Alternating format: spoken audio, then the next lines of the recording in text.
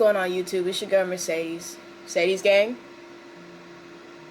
You feel me? The gang, because we don't come with no price tag, period. Anyways, y'all, I'm back with another little video with a waster on how Megan Thee Stallion destroyed her career. I'm not even gonna make no comment or say anything on this shit, because I used to be quite a fan, and I'm very disappointed by what I am seeing. I mean, I kind of knew when this whole Tory Lanez shit popped off, like, something was very sus about it, very suspicious about it. The girl's been sick. I mean, like, real sick. Got my tea here. So, excuse me for the cracked voice and all that. My chest's tight. Congestions is everywhere, you know what I'm saying? I got a headache. But, I ain't even gonna say too much. We ain't even gonna do too much. Let's just get right into the video, y'all. I'll probably do like a double or triple upload today. I don't know, we'll see. Megan Thee Stallion was supposed to be a generational talent, and at one point it seemed like Nicki Hold up. Okay, that'll be good. Alright. Passed the torch to her when they collaborated. But after the hot girl summer of 2020, a stormy cloud has loomed over her career, leaving people to question if she'll ever reach the potential we once saw in her. And better yet, the fact that she might have run her reputation into the ground, too deep to ever fully recover from. Today I want to explore why it seems like Megan's career is on a decline. What went wrong, and can she ever make a full comeback? While Megan was riding high with 2 #1 hits in a year, with Savage and WAP dominating TikTok and radio alike, a personal drama surfaced that would alter the trajectory of her career. In August of 2020, Megan accused Tory Lanez of shooting her in the foot after a pool party. This revelation shocked fans. I'm sorry, but I don't believe that. I mean, I do believe she was shot, but I don't know if it was Tory Lanez, to be honest. I heard he was blackballed pretty badly. Let me know in the comment section below if I'm correct, but didn't his father mention something about Roc Nation being involved? You know what I'm saying? Jay-Z's company. Shady. As the two had seemed close, with Megan even appearing on Tory's popular quarantine radio show. Official shot o'clock. Live right here on Quarantine Radio. Quarantine. This has just turned into Quarantine Radio in about 5 seconds. Quarantine. However, one chaotic night filled with Henny and drama completely flipped the script, and a messy fallout would soon follow. The shooting allegations left Tory Lanez disowned by the industry, and he experienced one of the most severe blackballing instances of this generation. And while he was being severely outcast, Megan now had more supporters behind her than ever, and her career, art, and image were at an all-time high. It started with her claims that she and Tory were not more than just friends. That you two were dating? What was the nature of We were not dating. We were really close. We were friends. We hung out like every day. And his mom passed too. So when I felt like we were bonding over that. And did you have an intimate relationship with him? like sexual? Megan, did you have a sexual relationship with Tory Lanez? Yes, that's my question. I didn't have a sexual relationship with him.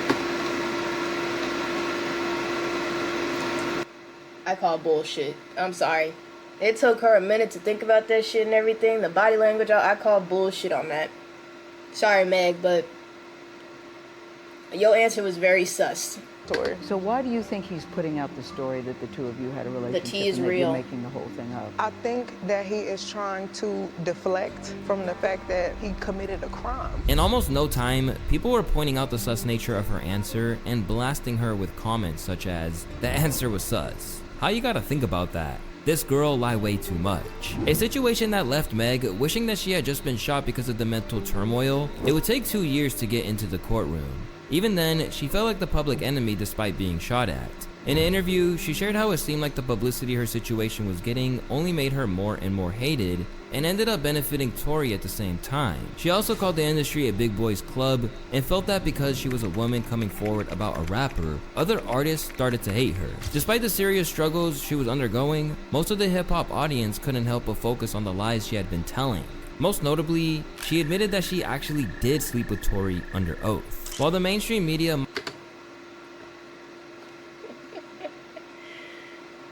Meg. Boy. You know, some people can be some little dirty hamsters sometimes.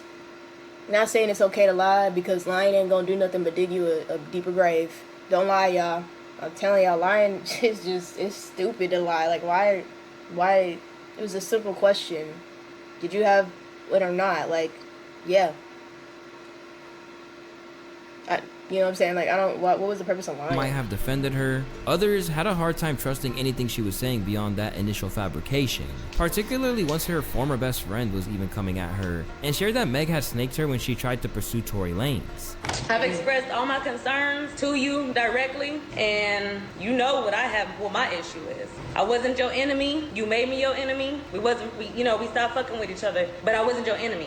You made me your enemy. I have every right to get on here and address this. This issue, on top of major hip-hop media outlets like DJ Academics and Adam 22 with No Jumper fighting in Tory's corner, it seemed like nobody was on board with Megan anymore. And people weren't afraid to take her accusations online, with some people speculating about how often she has been lying and others calling her out for playing the victim.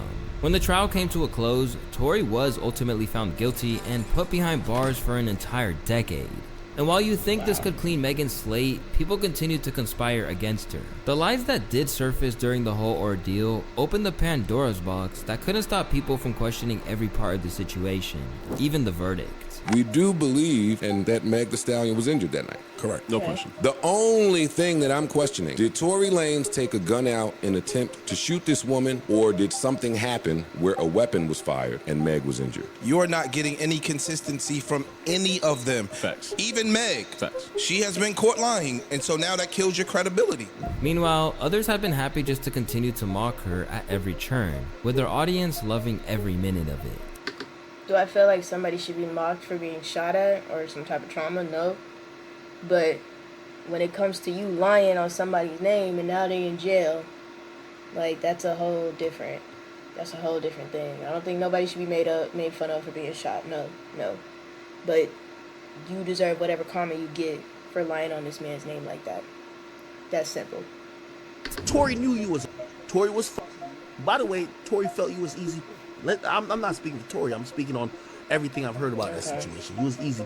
Flying to him, he never had to do nothing. Megan has continued to explore all the angles of the situation in interviews, tracks, and beyond, laying out the mental turmoil and physical hardship she's had to overcome in the process. But it doesn't seem like many people are tuning in for her side of the story, and the lingering lies only soured her reputation more and more over time. In the summer of 2022, Megan and her team believed that they had a huge hit on their hands, with the tell-all album Traumatized on its way to reveal all of the secrets and drama from the altercation and beyond. But it only peaked at 4th on the Billboard charts, despite being one of the most watched situations in recent hip-hop history, and the album wouldn't be certified gold for over a month. What's even more harder to swallow for Megan is the fact that Nicki Minaj's 2009 album, Beam Me Up Scotty, was released the year prior and still outsold her new Raw project by 20k units. This contrast raised questions about Megan's current standing in the music industry. You're not a superstar if you can't sell an album. Okay. What are we talking about right now? Because what stops her from being a superstar if we taking out sales? She ain't sold, got every brand deal in the world, but also has all the backing from mad different people. She got a lot going on. That's the game today.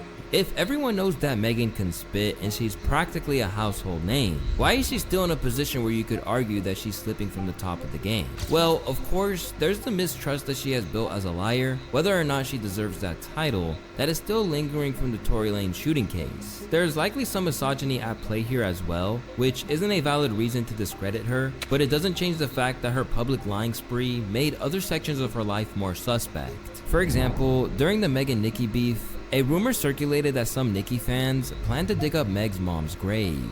That's a horrifying. That's a little too far, y'all. That's a little too far. Speaking on the dead, touching the dead, that's a little too much. I swear, people need to, like, get their humanity back, need to get right with Jesus, because, like, what is this, bro? Who does that lame ass shit? I ain't standing up for nobody, but this is just far-fetched, like, way too far.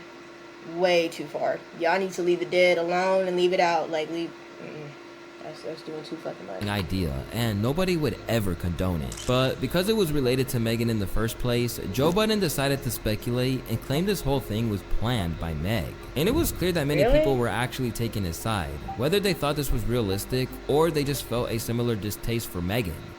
This is another reason that I'm not mad at the lying on your dead mama line. I believe that is a Meg publicist somewhere pushing these stories about upping the security at my parade, and people are coming here to sabotage it. I think that's a real nasty PR trick. I think that is real nasty. I can see through the publicist stories like. If that's true, this shit is twisted as fuck. Whether these rumors against the Barbs were true, Nicki was painted as a bully, and that may or may not have sent Meg's track Hiss to the #1 spot. If you think that's over speculation, the track died as soon as the drama did, lasting only 6 weeks in the top 100 after hitting the top. That's a rare level of fall off for a track of this caliber. This is why, despite all of her success, people continue to frame Meg as a flop. For every fan, there's a hater, and every instance of her shadiness is fuel for argument. Over time, Megan has acknowledged these mistakes she's made in the past and tried to explain the dark place that she was in when they were made. I feel like it'll be pointless for me to get online and be like, that didn't happen, that's not what it is, because y'all don't want to believe me no way. There was a point in my life where I was so low and I was so sad. I was drinking like I was turning up. I was doing whatever I wanted to do. I was definitely outside. But just as comments like that would have time to do the rounds, you have another scandal or revelation from someone in her personal life. Whether it was her ex-boyfriend Partisan Fontaine claiming she cheated on him even as he was planning to propose, or others ensuring her past behavior still hangs over her. A lot of what people in the industry have said about you, Meg. When you first came in the game, you was an alcoholic. I don't know what your lifestyle is at currently these days, but you was an alcoholic. You was a woman who used to drink, black out, get drunk, whoever, and then used to be very belligerent and used to be very aggressive. That was the word on you. Then there have been other strange occurrences in her camp, including a recent scandal involving a cameraman suing her for unfair dismissal. So Meg Thee Stallion is being sued. Her former cameraman, Emilio Garcia, see how that rolled off my tongue? He is suing her for allegedly creating a hostile work environment. Emilio claims that back in June 2022, Meg had sex with an unidentified woman right next to him while riding in an SUV during a tour stop in Ibiza, Spain. He also claims that the next morning, Megan told him, never speak on what you saw. And he also said after the incident, Megan's behavior changed. He claimed that he was body shamed, and she called him a fat bitch, and she told him, spit your food out. Right? Oh my gosh. And while Charlemagne is laughing it up, people started to point out the double standards and how this information was being handled. Just imagine the reaction if a male rapper did this to a female employee. As her negative image continues to build, whether she truly deserves it or not. That's mad crazy, bro. You body shaming somebody. Megan is taking a page out of Taylor Swift's playbook and spinning the narrative to her own benefit. When Taylor was beefing with Kim and Kanye and the Kardashian clan called her a snake, she adopted the label and got her entire fan base on board. So whenever Nicki took a shot at Megan, calling her a disgusting serpent in a flurry of heated tweets, she took it and ran with it. She started dropping tracks like Cobra, Hiss, and Boa, and utilized snake imagery to paint her alleged venomous personality as a strength, not a weakness. Unfortunately for Megan, a lack of replay has left these tracks in the dust. Notably, when Cobra pulled a Humpty Dumpty, dropping 31 chart spots in just 1 week. And Boa left some of her fans wondering if the Stallion had simply run out of creativity at the time. In her sudden struggle to break into the top charts with her usually huge singles, maybe it's not the right time for her to try her hand at independent artistry. But that didn't seem to stop her. This part of my album is very much funded by Megan Thee Stallion because, you know, we trying to get off. Y'all know what's the tea. But I have no label right now, and we're doing everything. The budget is coming from me. Motherfucking Hot Girl Productions.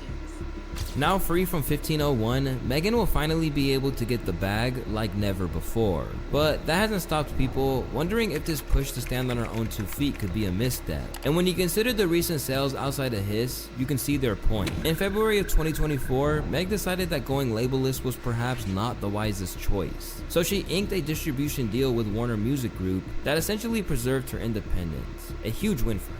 Now secure in a great financial deal, Megan is in a unique opportunity. While her public image and record sales are scarily low, it hasn't stopped her from almost selling out her upcoming tour. Over 250,000 people across the US are packing concert venues for her, making it clear that a supportive audience still exists. But we should keep in mind that some reports emerged of her selling the tickets for as low as $24. However, I'm not sure how valid the source is, and that her numbers outside of tour sales aren't exactly promising.